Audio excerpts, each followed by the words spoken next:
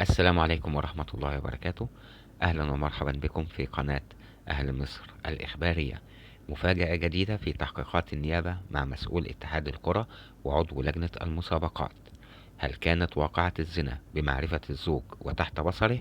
مفاجأة جديدة قدمها محامي الزوج المحامي الكبير أحمد مهران في واقعة اتهام الزوج لزوجته بالزنا مع مسؤول كبير بلجنة المسابقات باتحاد القرى.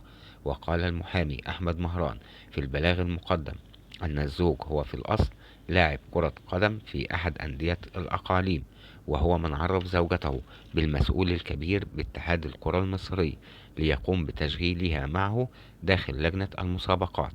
وأضاف المحامي أحمد مهران أن كل ما يثار في وسائل التواصل الاجتماعي السوشيال ميديا إن هو إلا محض إشاعات، وأن الزوج الشاكي كان يعلم بما يحدث بين زوجته والمسؤول الكبير، وأنه اكتشف واقعة الزنا بينهم بالصدفة منذ شهر ونصف تقريبا، موضحا أنه في خلال زيارة الزوجة لأسرتها في أحد المرات عثر الزوج على ألبوم من الصور يجمع زوجته بالمسؤول الكبير داخل دولاب ملابس الزوجة، ووجد أيضا فلاشة وبتشغيلها شاهد فيديو جنسي لزوجته مع مسؤول اتحاد القرى.